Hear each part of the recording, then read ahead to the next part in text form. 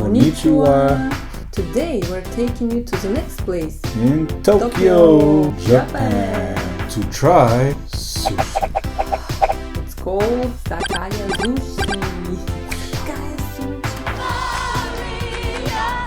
So this is Christian. And Ira. We're going from place To place. Let's go.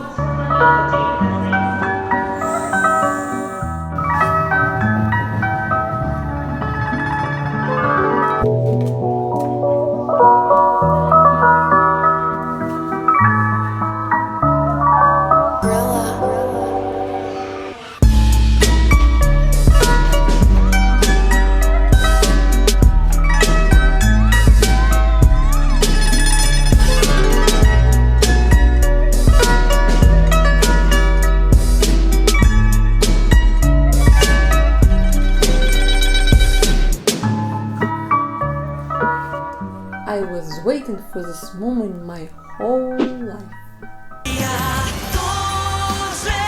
If this is your first time here, don't forget to hit that like button To subscribe. and rock the bell. Ding, ding. So, to answer the previous question of the day about how much to tip in Japan, the answer is actually tipping is not customary in Japan at all. Zeros, nada.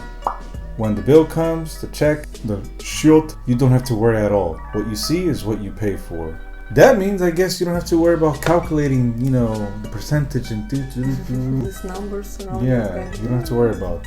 So the story behind finding this place was kind of unique. The intention was to go to Sushi Saito, which is a 3 Michelin star restaurant for sushi. Basically the best of the best of the best served. But we ran into some difficulties. We needed to make some reservations way in advance. I'm not talking about like 3 months in advance. I mean a year in advance. Hey. You heard that right, a year. And I learned that the hard way. And I asked my friends there in Japan to reserve the place for us, but it was booked already 3 or 4 months in advance already. You can't come in. Yeah, and on top of that, it's not easy for everyday people like what? Just to go inside, say hi, Yeah, want you some can't sushi. do that. They'll just throw you out. Well, one of the things about Japan is that it has that exclusive culture where in order to get into the top places, you need to either know people or call in advance. How to do this? As we've heard, you have to stay in a nice place, 3 or 5 star hotel, and the concierge call them up a year in advance. So, the intention was to go to Sushi Saito, but next time we're going there. We're gonna do this. We're gonna call way in advance. Actually, I will call right now. That's a very good idea. Can I have a table for 3? Thank you. Easy? Yeah? Okay, so we're going.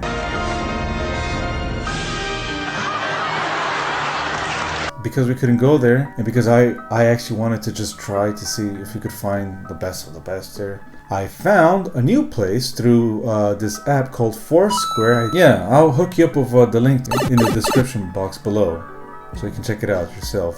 I basically typed sushi in Tokyo, and I got a whole list of restaurants and places to check out. There are different ratings in different locations from our place. So I just decided, let's find the best. I filtered it out by the rating, and guess what came to number 1? What? Sakaezushi, this place. It had like a 9.4 rating, and the thing is, the reviews, they were almost all of them in Japanese. So it showed that it was a bit more local. At the same time, we didn't know what we were gonna get into. At all. So we decided to go there. Location. Our hotel was near the Ueno Zoo, which is very popular in Tokyo. But that's another story. Yeah. Okay, so we took 1, 2, 3 trains, Or okay? something like that. But it was long distance, really. We almost went to the city limits of Tokyo. Yeah, and the moment we stepped out this, train, I was thinking, where you brought me? I saw some little local market without any signs of any restaurants around, just people cutting some pumpkin, cleaning, fish, selling some Japanese products. Yeah. And here we were at this place, and if you look behind, you will see the stop of the metro station Yeah. So it's super close. You just step out. You're in literally place. there. You're literally right there. I never would have thought that there can be some restaurant. There are many shades to lots of cultures and cities, nice areas, ghetto areas, but this was more of a really like a true local place. And the thing is, there were many people there. It was just like an open market. And we actually saw something that I kind of thought that could happen, but I didn't think it would be there, where people were standing outside in a line. An enormous tip for travelers: if you see the line or queue to any restaurants, you should go there. Stay there, yes, because that means a lot. Quality. So we were waiting there for 20 or 30 minutes. As we were in line, we were getting closer and closer towards the entrance, and we peeked at the restaurant there, and we noticed like, wow, this is something unique. It was like a once in a lifetime opportunity there, because I didn't see any tourists there at all. I even looked around there and I was trying to find some English sign, and guess what? Nothing. What stood out for me about this place, they had sliding doors from two sides of this restaurant. So the waitress who was helping people to go inside and take their place, you cannot go and say, okay, I'm gonna stand there, okay?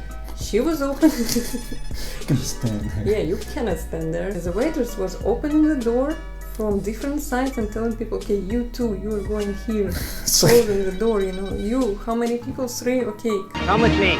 Open another door, and go inside. So that was interesting. Okay, well, keep in mind we had our baby stroller. We realized this place was quite tiny. No place to put any stroller there. You cannot sit in this place. When our turn came in, the lady looked at us and she said, okay, you too. So Actually, it's 3. yeah. But then we kind of like pointed at our stroller, and she said, no problem.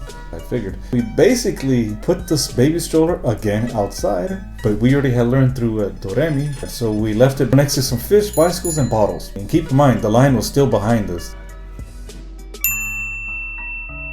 That line was getting bigger as we were Yeah, there. and people were just coming and leaving. About the interior and atmosphere. It doesn't look like restaurant at all. It's like sushi bar, because people were standing around the counter, putting their bags or whatever they had on the floor and just enjoying their meal. No pictures on the wall, nothing. We were literally like just standing close like this, holding like Sebastian like this. It was like we were in a stuffed bus. In rush time, yeah? Trying to hold Sebastian and grab the sushi and eat. We were packed. This was the highlight of being in Japan. In close quarters, surrounded by Japanese, no English, and the chef looking at you asking, and we were like, chef. But despite of the fact that the place was so tiny, the atmosphere was amazing. No. People were just eating their food, drinking beer in the middle of the day and just chit-chatting with each other. It was like the best for me daytime bar, nightclub, I don't know. What made this place memorable for me, this was the peak of being in Japan. Little street alleys or small apartment in Japan is nothing in comparison with this tiny but cozy place. Well, this is purely 100% authentically Japanese. I have to stress and emphasize that this is one of the experiences that I believe everyone should try once in their lifetime. To go to a place that's completely out of the norm for you. And try to communicate with people in gestures. One sushi with fish. Yeah. Again, think about it from our perspective. No Japanese. How to say that we like tuna? There was nothing to point at either. They had a menu or like pamphlet or something, but all just written in Japanese. So No like, pictures, I mean. thankfully, thank God, someone to my left was there listening to us, trying to decrypt the language. He came in and he asked us if we wanted to try, and he helped us to get everything there, the sushi and the drinks. I would like to make a big shout out to Ryosuke Nishibori. Thank you, man. If it hadn't been for you, we would have been stuck out there. I don't know what we could have done. Take the leftovers from people. Yeah. Thank you. Thank you very much. Yeah, and the cool thing, we made a friend. And by the way, we'll see you next time over there. Let's take a pause. If you like sushi like me, put like to this video. And if you love it, subscribe. And if you want sushi delivered at your door, so ring the bell. Ding ding. What makes this place different from other places we went to before is that in this place you will see not one chef, but like around 4, as I remember, chefs cooking in front of you. And just because this table is long, so they're responsible for people in front of them. You will not see the waitress who will bring you your special sushi. the chef is making sushi in front of you and give it to you to enjoy your food. So if you want some beer, you should ask this guy too, not a waitress, this chef. And believe it or not, but we were the only Hamburger. and borscht people there. Food. So yeah, what about that taste? First of all, let's talk about presentation. Presentation of the sushi was the best, the most amazing, incredible, blended in my life. First, the sushi was warm, like a nice temperature that suits to your taste buds on your tongue. I want to emphasize on the size of the fish. Let's start from tuna. It was thick like my finger. This Thicker index. than that. It was like the Like thumb. this. Yeah. It seemed like a lot. Like you'll probably struggle there. Yeah, but when you taste it, it's so soft. Oh my god. The thing is, she had tried sushi a lot in Ukraine and in the US, yet the taste, the quality, worlds of a difference. World of difference. Absolutely. Yeah. This is paradise of sushi. So it was nice rice with a thick piece of tuna, thick piece of salmon, king or queen, I don't know, shrimp. Oh yeah. And one of my favorite also, what I opened for myself, the taste of sushi with Japanese omelet. The thing is, Ira's favorite dish is sushi. Her expectations were pretty high too. Even when we were standing out there, she just looked at me like, But she was pleasantly surprised. As for me, my take was just that amazing. What I loved about this sushi was it was just the right balance of fish and rice there, and the temperature that just seals the deal. When I put that tuna in my gate of happiness, oh man, it was so hard to say goodbye. Before coming to Japan, as I mentioned, I wanted to go to the best place. This right now is officially the best place for sushi in the entire world. I agree. What was weird for me is the way people ate sushi around me. They didn't use chopsticks.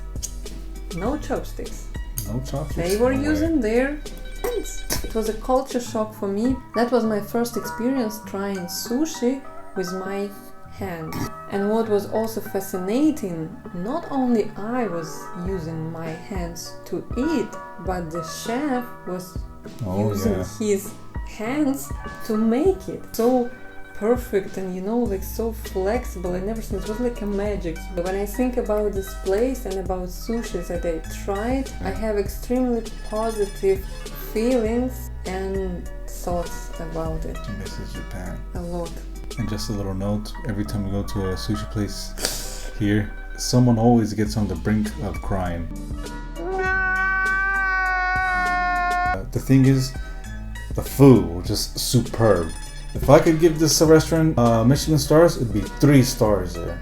And if I had a chance to give them stars, I would give them 5 Irene stars. Irene stars. My stars. All in all, my love for sushi will never give up. Yeah, the prices. Thank you. Say it. The prices were mid-range. The presentation, the taste, the atmosphere, people around, All worth it, yeah. all worth it. So, will you go back? I will run. Okay, run back then. Go. Let's sum up this place with just 3 words here. Unmatched.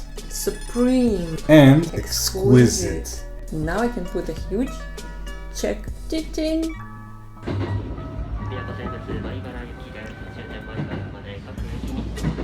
So, arigato for watching us. Don't forget to put like To subscribe. and Ding, rock the bell. I'm waiting. Me too. So, where are we gonna go to next? See you at the next place.